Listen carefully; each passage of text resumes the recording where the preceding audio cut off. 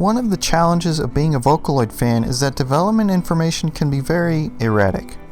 Some companies, like Krypton Future Media, provide a lot of information on a relatively regular basis, via interviews and tweets from developers. Some Vocaloids are announced several months, even a year in advance, with character design reveals or voice bank plans. But other Vocaloids are only revealed within a month or two before they go on sale. I don't know why this happens in most cases, but I can kind of understand the late announcement in this case. Here's the story. Internet Company was working on a falsetto voice bank for Gumi back in the Vocaloid 2 era. However, the change in tone from her regular voice bank and the new falsetto voice bank was so obvious that it was jarring, so the developers abandoned the idea at the time. They gave the concept a second look after the Vocaloid 3 engine was released, but it still proved too difficult to make the voice bank switch seamlessly. Yet Internet Company still saw potential in the idea, and decided that a new voice bank designed for this falsetto transition would have to be created. But instead of making a new voice bank for Gumi, Internet Company opted instead to create a completely new Vocaloid. So, what is falsetto anyway? Falsetto generally refers to the range of sounds humans make when singing or speaking that goes beyond the normal range, which is known as the modal range. Now, there's a lot more to it than that. It's actually a much more complex topic than I was expecting. Suffice it to say, singing is a very complicated action, and there's a lot of physiology involved. You see, the easy way to explain the different vocal ranges is with pitch, because it's the easiest to understand, but it's not quite that simple. The falsetto range doesn't start on a specific note, it has some overlap with the other ranges. That's because different singers can achieve falsetto at slightly different notes. It's also possible for a talented singer to be able to sing these overlapping notes in either the modal voice or the falsetto voice. Falsetto is only truly achieved if your vocal cords vibrate in a specific way, and these singers have the ability to control their vocal cords to use the falsetto or not. But with the way the Vocaloid engine works, a voice bank has to make a specific distinction on which note exactly the falsetto will begin. That makes blending the falsetto transition paramount. B-Plats tried to get around this problem with VY2V3 by giving it a separate voice bank specifically for the falsetto notes.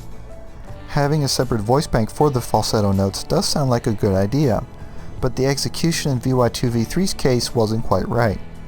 Its falsetto voice bank was difficult to use, it had a very small range, and it was of noticeably lower quality than its standard voice bank, among other issues. So what Internet Company decided to do with today's I guess it's about time I introduced her. Internet Company announced their latest Vocaloid Kokone last December, and she was released on February 14, 2014, Valentine's Day. That date was chosen specifically because Kokone means sound of the heart. Anyway, rather than giving Kokone 2 or more voice banks, Internet Company instead gave her one very large voice bank.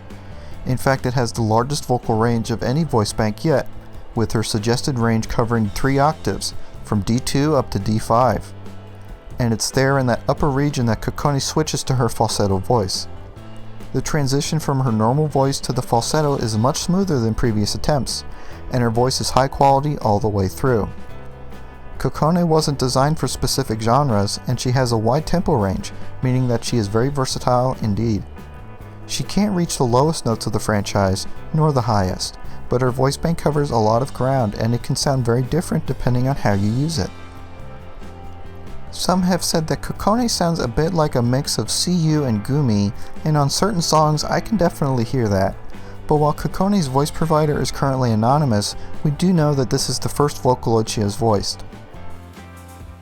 The reason I said that I could understand why Kokone had such a late announcement was because her development only started in July 2013, so she was only in development for about 6 months by December, less than 8 months total.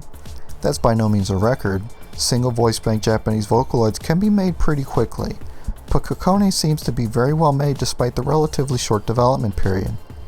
Internet Company says that most of the development was done by themselves in-house, so I'm sure their experience helped in that regard. And with a very reasonable asking price of about $85 as a digital download, she has a lot to offer both new and seasoned producers. Because of the breadth of her singing abilities, I'll mostly be showing demos and original songs made for Kokone here, since songs made for other Vocaloids won't take advantage of her large singing range or her falsetto notes. And while it's not specifically Kokone related, her demos show a good example of something I haven't talked about in my series before, the Vocal Listener plugin. The Japanese typically abbreviate it to Vocarisu. To use the plugin, you, or perhaps one of your more talented friends, records the lyrics for the song you want the Vocaloid to sing. You then give this recording to the Vocal Listener plugin and input the song's lyrics.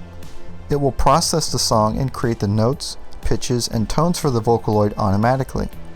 So you can think of it as a human voice to Vocaloid translator. This method has strict limitations, but it can produce Vocaloid songs that sound a bit more realistic than ones made without it. The original version of the Vocal Listener plugin was used with the Vocaloid 2 engine, but it was not released to the public, so what is available now is actually its second version. Because it requires lyrics to do its calculations, the plugin is restricted to Japanese songs for now, and it still requires a good producer to edit the results. But anyway, to start off our demonstrations, here is one of Kokone's demo songs, first created manually and then the second created with the help of Vocal Listener. It's the same Vocaloid and the same voice bank, but there's a clear difference in the feel of the vocals that I think highlights Kokone's potential.